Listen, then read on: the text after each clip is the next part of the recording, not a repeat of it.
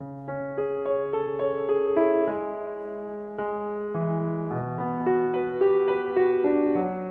Woman in White by Wilkie Collins.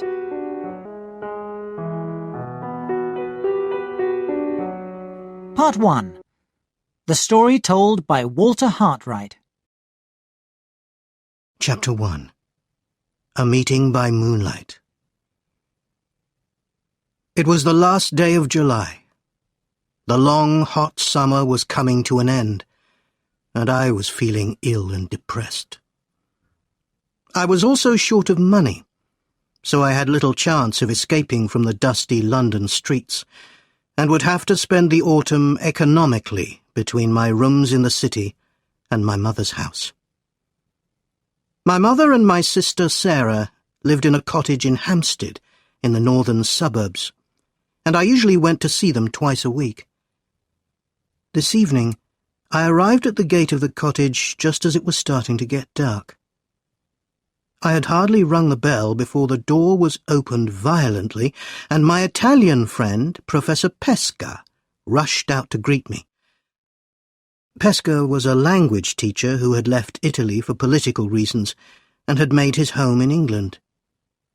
He was a strange, excitable little man who was always trying to be more English than the English. I had met him from time to time when he was teaching in the same houses as I was, and then one day I met him by chance in Brighton. We agreed to go for a swim together in the sea. He was very enthusiastic, and it never for a moment occurred to me that he did not know how to swim. Fortunately, when he suddenly sank to the bottom, I was able to dive down and save him. From that day on, he was my grateful friend, and that evening he showed his gratitude to me in a way that changed my whole life. "Now, my good friends," he said, when we were all in my mother's sitting room, "I have some wonderful news for you. I have been asked by my employer to recommend a drawing teacher for a post with a rich family in the north of England. And who do you think I have recommended? The best drawing teacher in the world, Mr. Walter Hartwright." "My dear Pesca, how good you are to Walter!" exclaimed my mother. "How kind! How generous you are!" As for myself, although I was certainly grateful for his kindness, I still felt strangely depressed. I thanked him warmly, however, and asked to see the conditions.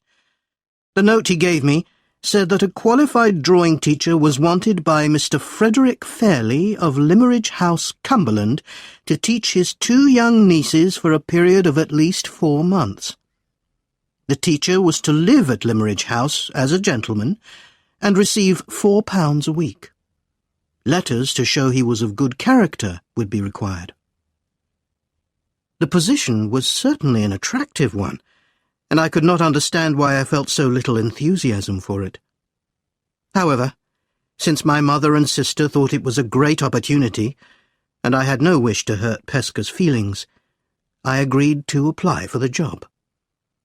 The next morning I sent my letters of recommendation to the professor's employer, and 4 days later I heard that Mr. Fairley accepted my services and requested me to start for Cumberland immediately. I arranged to leave the next day, and in the evening I walked to Hampstead to say goodbye to my mother and Sarah.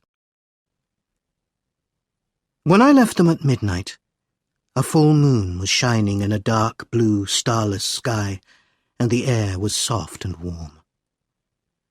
I decided to take the long route home and walk across Hampstead Heath before joining a road into the centre of the city. After a while I came to a crossroads and turned onto the London road. I was lost in my own thoughts, wondering about the 2 young ladies in Cumberland, when suddenly my heart seemed to stop beating. A hand had touched my shoulder from behind. I turned at once, my hand tightening on my walking stick. There, as if it had dropped from the sky, stood the figure of a woman, dressed from head to foot in white clothes. I was too surprised to speak. "Is that the road into London?" she said. I looked at her carefully. It was then nearly 1 o'clock. All I could see in the moonlight was a young, colourless face, large, sad eyes, and light brown hair. Her manner was quiet and self-controlled. What sort of woman she was, and why she was out so late alone, I could not guess. But there was nothing evil about her. Indeed, a kind of sad innocence seemed to come from her. "Did you hear me?" she said, quietly and rapidly. "Yes," I replied. "That's the road. Please excuse me, I was rather surprised by your sudden appearance." "You don't suspect me of doing anything wrong, do you?" No, seeing you so suddenly gave me a shock, that's all." "I heard you coming," she said, "and hid behind those trees to see what sort of man you were before I risked speaking. May I trust you?" Her eyes searched my face anxiously. Her loneliness and helplessness were so obvious that I felt great sympathy for her. "Tell me how I can help you," I said, "and if I can, I will." "Oh, thank you. Thank you. You are very kind." Her voice trembled a little as she spoke. "I don't know London at all. Can I get a cab or a carriage at this time of night? Could you show me where to get one? And will you promise not to interfere with me? I have a friend in London who will be glad to receive me. I want nothing else. Will you promise?" She looked nervously up and down the road, then back at me.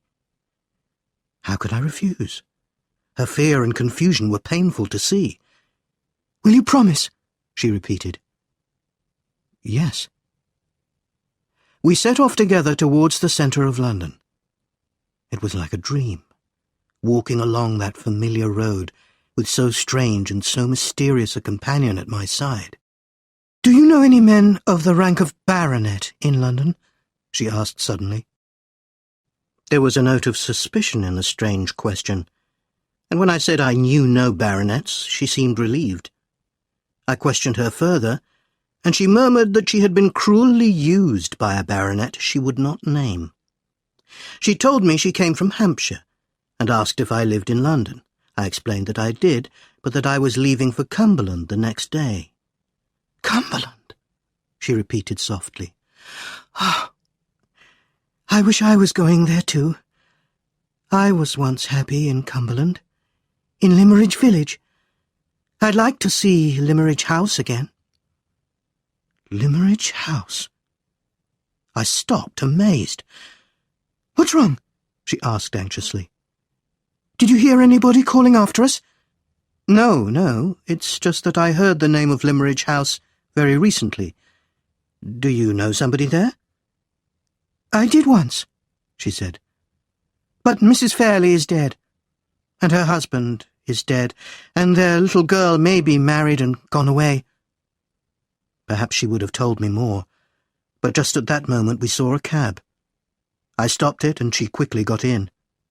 "Please," I said, "let me see you safely to your friend's house." No, she cried. "I'm quite safe, and you must let me go. Remember your promise. But thank you. Oh, thank you." She caught my hand in hers, kissed it, and pushed it away. The cab disappeared into the black shadows on the road, and the woman in white had gone. 10 minutes later I was still on the same road, thinking uneasily about the whole adventure, when I heard wheels behind me. An open carriage with 2 men in it passed me, then stopped when they saw a policeman walking further down the street.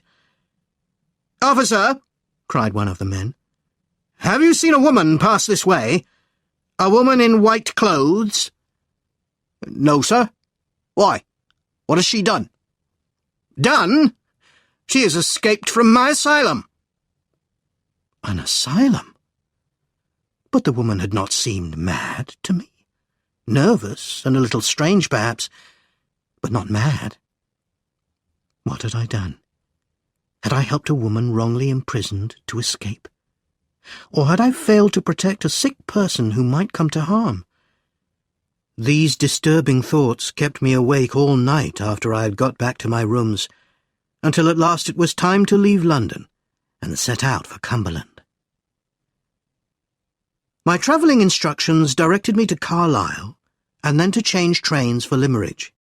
However, because of a long delay, I missed my connection and did not get to Limmeridge till past 10.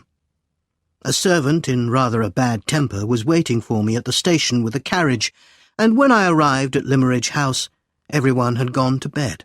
I was shown to my room, and when I at last put out the candle, I thought to myself, what shall I see in my dreams tonight? The woman in white, or the unknown inhabitants of this Cumberland house?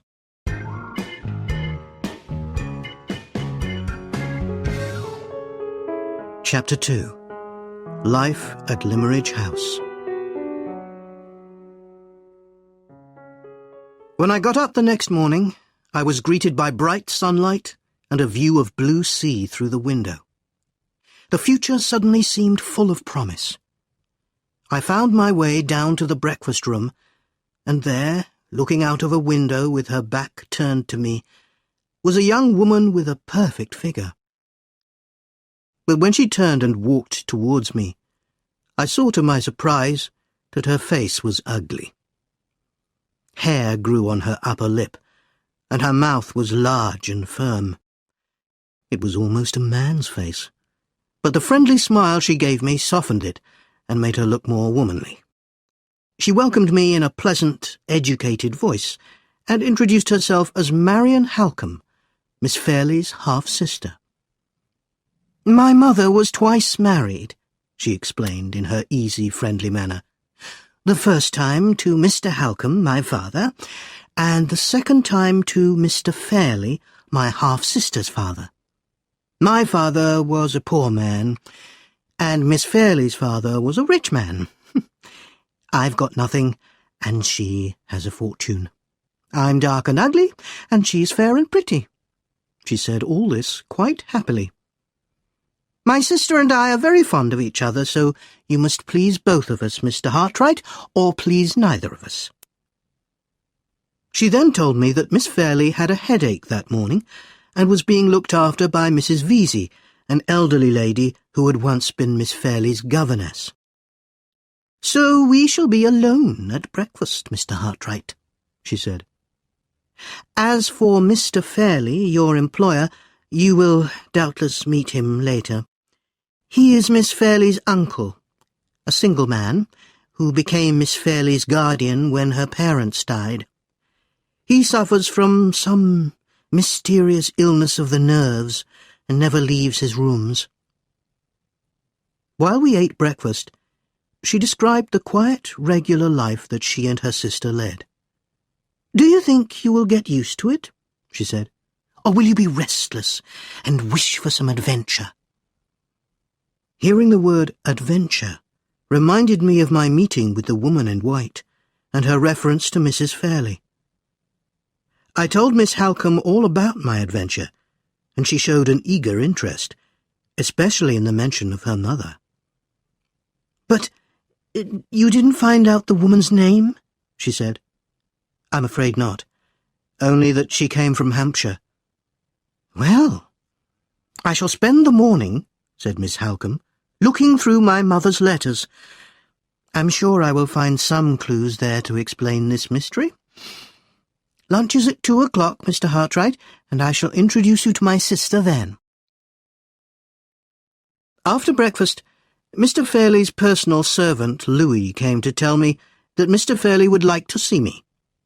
I followed the servant upstairs and was shown into a large room full of art treasures. There, in an armchair, sat a small, pale, delicate-looking man of about 50. Despite his fine clothes and the valuable rings on his soft white fingers, there was something very unattractive about him. "So glad to have you here, Mr. Hartright," he said in a high, complaining voice. "Please, sit down. But don't move the chair. In my state of nerves, any movement is painful to me. May I ask if you have found everything satisfactory here at Limmeridge?" When I began to reply, he at once raised his hand to stop me. "Please, excuse me, but could you speak more softly? I simply cannot bear loud voices, or indeed any kind of loud sound." The interview did not last long, as Mr. Fairley quickly lost interest in it. He informed me that the ladies would make all the arrangements for their drawing lessons. "I suffer so much from my nerves, Mr. Hartright," he said. "Do you mind ringing the bell for Louis? Thank you. Good morning." With great relief, I left the room and spent the rest of the morning looking forward to lunchtime, when I would be introduced to Miss Fairley. At 2:00, I entered the dining-room and found Miss Halcombe seated at the table with a rather fat lady who smiled all the time. This, I discovered, was Mrs. Vesey. We started eating, and before long we had finished lunch with still no sign of Miss Fairley. Miss Halcombe noticed my frequent glances at the door. "I understand you, Mr. Hartright," she said. "You are wondering about your other student. Well, she has got over her headache, but did not want any lunch. If you will follow me, I think I can find her somewhere in the garden." We walked out together along a path through the garden until we came to a pretty summer house. Inside, I could see a young lady standing near a table, looking out at the view and turning the pages of a little drawing book. This was Miss Laura Fairley. How can I describe her? How can I separate this moment from all that has happened since then? In a drawing I later made of her, she appears as a light, youthful figure, wearing a simple white and blue striped dress and a summer hat. Her hair is light brown, almost gold, and she has eyes that are clear and blue, with a look of truth in them. They give her whole face such a charm that it is difficult to notice each individual feature, the delicate, though not perfectly straight nose, the sweet, sensitive mouth. The life and beauty of her face lies in her eyes.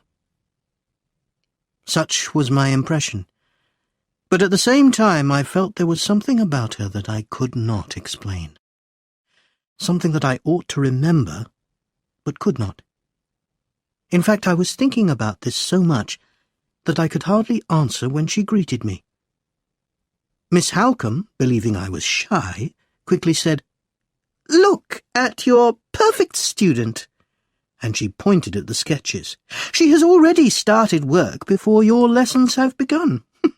You must show them to Mr. Hartright, Laura, when we go for a drive." Miss Fairley laughed with bright good humour.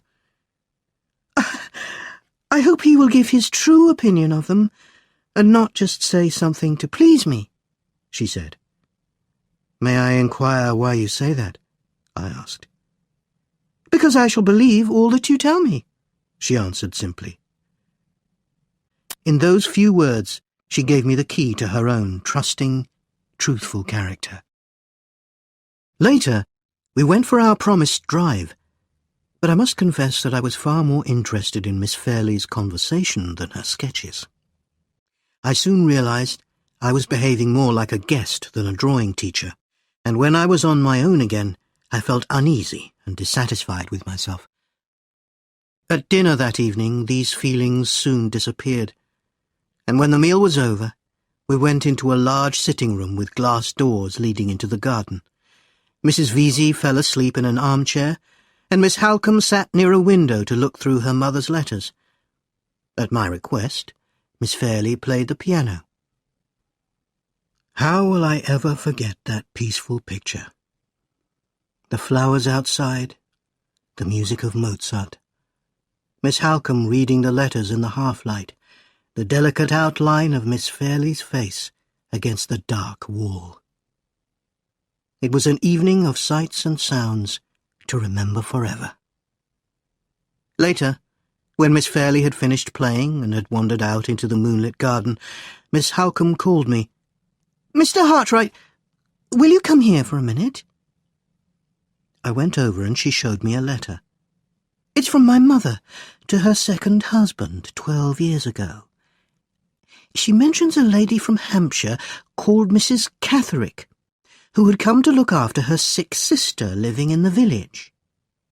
It seems she brought her only child with her, a little girl called Anne, who was about a year older than Laura. I was at a school in Paris at the time. My mother, who took a great interest in the village school, says the little girl was slow in learning, so she gave her lessons here at the house. She also gave her some of Laura's white dresses and white hats, saying she looked better in white than any other colour. She says that little Anne Catherick was so grateful and loved her so much that one day she kissed her hand and said, 'I'll always wear white as long as I live. It will help me to remember you.'" Miss Halcombe stopped and looked at me. "Did the woman you met that night seem young enough to be 22 or 23? "Yes, Miss Halcombe, as young as that." "And was she dressed from head to foot all in white?" "All in white." From where I sat, I could see Miss Fairlie walking in the garden, and the whiteness of her dress in the moonlight suddenly made my heart beat faster. "Now, listen to what my mother says at the end of the letter," Miss Halcombe continued. "It will surprise you. She says that perhaps the real reason for her liking little Anne Catherick so much was that she looked exactly like—" Before she could finish, I jumped up. Outside stood Miss Fairlie, a white figure alone in the moonlight. And suddenly I realized what it was that I had been unable to remember. It was the extraordinary likeness between Miss Laura Fairlie and the runaway from the asylum, the woman in white. "You see it," said Miss Halcombe, "just as my mother saw the likeness between them years ago." "Yes," I replied, "but very unwillingly. To connect that lonely, friendless woman, even by an accidental likeness to Miss Fairlie, disturbs me very much. I don't like to think of it. Please call her in from that horrible moonlight." "We won't say anything about this likeness to Laura," she said. "It will be a secret between you and me." Then she called Miss Fairlie in, asking her to play the piano again. And so my first eventful day at Limmeridge House came to an end. The days passed, the weeks passed, and summer changed into a golden autumn. A peaceful, happy time. But at last I had to confess to myself my real feelings for Miss Fairlie. I loved her. Every day I was near her in that dangerous closeness which exists between teacher and student. Often, as we bent over her sketchbook, our hands and faces almost touched. I breathed the perfume of her hair. I should have put a professional distance between myself and her, as I had always done with my students in the past. But I did not, and it was soon too late. By the 3rd month of my stay in Cumberland, I was lost in dreams of love and blind to the dangers ahead of me. Then the first warning finally came, from her. In the space of one night she changed towards me. There was a sudden nervous distance and a kind of sadness in her attitude. The pain I felt at that moment is beyond description. But I knew then that she had changed because she had suddenly discovered not only my feelings, but her own as well. This change was also reflected in Miss Halcombe, who said nothing unusual to me, but who had developed a new habit of always watching me. This new and awful situation continued for some time, until on a Thursday near the end of the 3rd month, I was at last rescued by the sensible and courageous Miss Halcombe. "Have you got a moment for me?" she asked after breakfast. "Shall we go into the garden?" We walked to the summer house and went inside. Miss Halcombe turned to me. "Mr. Hartright, what I have to say to you I can say here. Now, I know that you are a good man who always acts correctly. Your story about that unhappy woman in London proves that. As your friend, I must tell you that I have discovered your feelings for my sister Laura.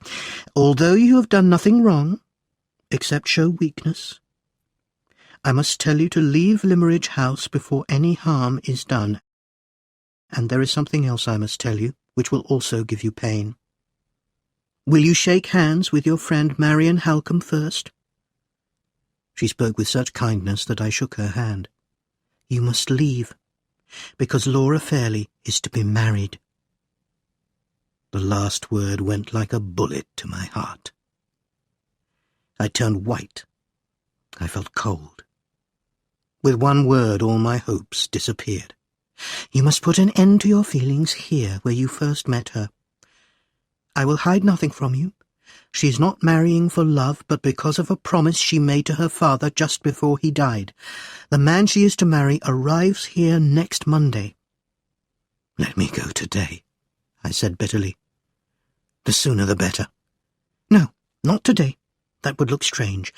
Wait till tomorrow, after the post has arrived. Say to Mr. Fairley that you have received bad news and must return to London." "I will follow your advice, Miss Halcombe," I said sadly. "But may I ask who the gentleman engaged to Miss Fairley is?" "A rich man from Hampshire." Hampshire? Again a connection with Anne Catherick. "And his name?" I asked as calmly as I could. "Sir Percival Glyde." "Sir?" I remembered Anne Catherick's suspicious question about baronets, and my voice shook a little as I asked, "Is he a baronet?" She paused for a moment, then answered, "Yes, a baronet."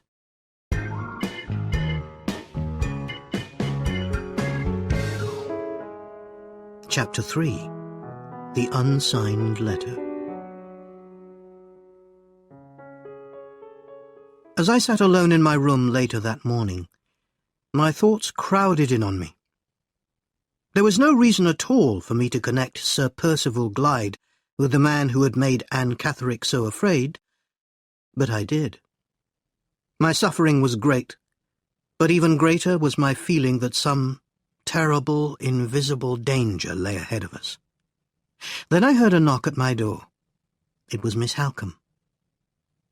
"Mr. Hartright, I am sorry to disturb you, but you are the only person who can advise me.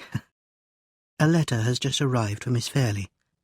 A horrible, unsigned letter, warning her not to marry Sir Percival Glyde. It has upset my sister very much.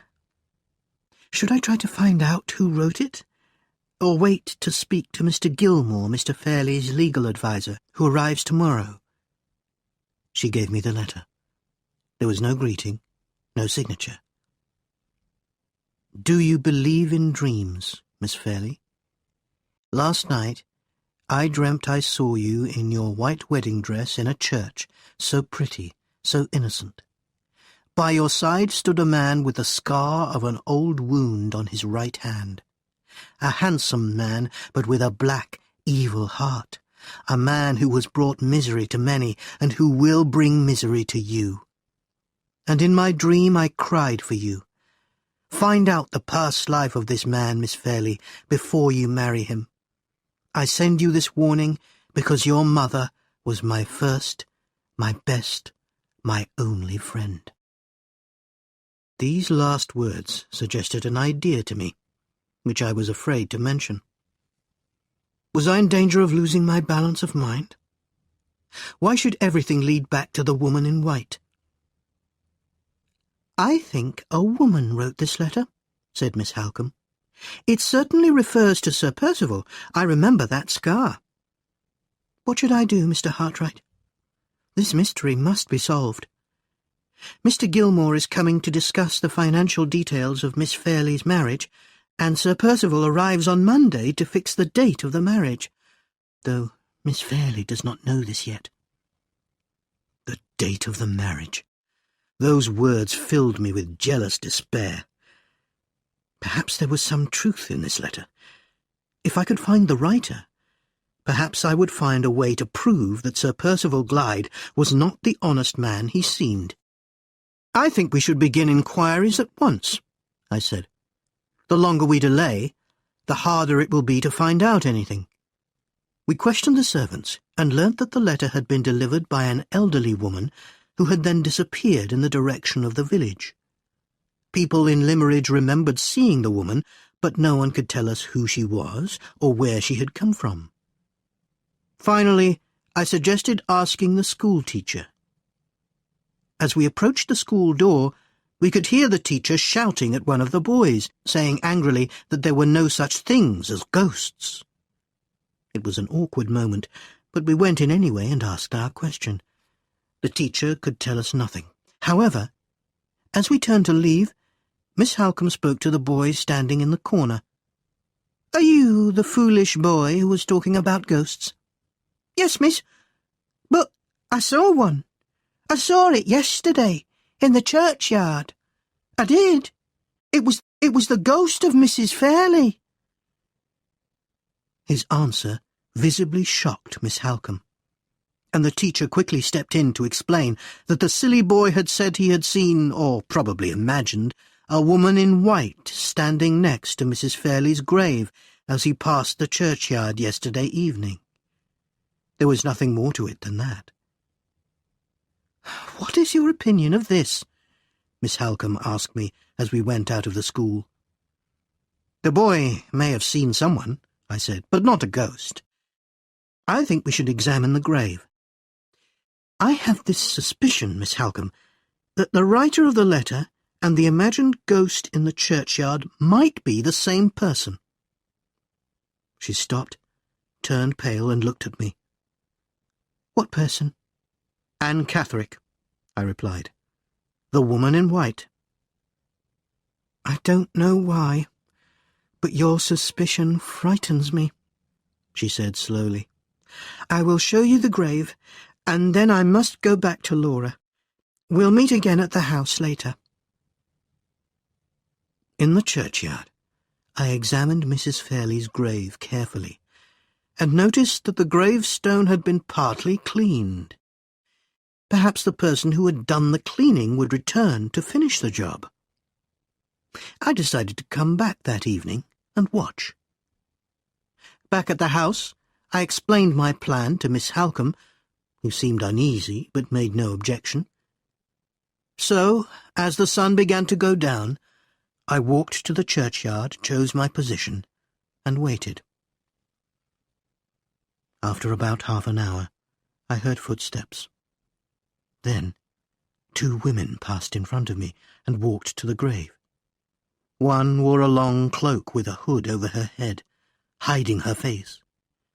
Below the cloak, a little of her dress was visible, a white dress. The other woman said something to her companion and then walked away round the corner of the church, leaving the woman in the cloak next to the grave. After looking all around her, she took out a cloth, kissed the white cross, and started to clean it.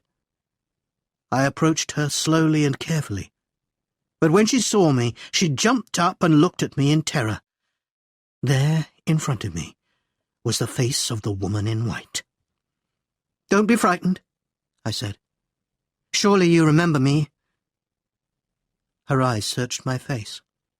"I helped you to find the way to London," I went on. "Surely you have not forgotten that."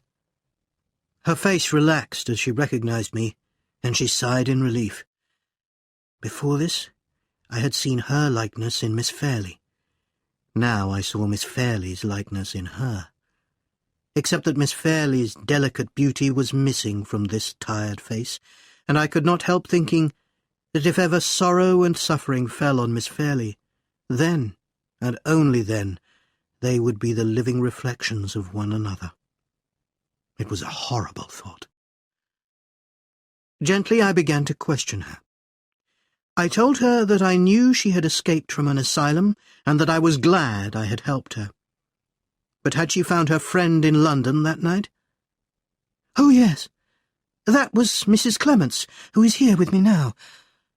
She was our neighbour in Hampshire, and took care of me when I was a little girl. She has always been my friend." "Have you no father or mother to take care of you?" "I never saw my father. I never heard Mother speak of him. And I don't get on well with her. I'd rather be with Mrs. Clements, who is kind, like you." I learned that she was staying with relations of Mrs. Clements at a farm 3 miles from the village. But there were other, harder questions I wanted to ask. Who had shut her away in an asylum? Her unkind mother, perhaps?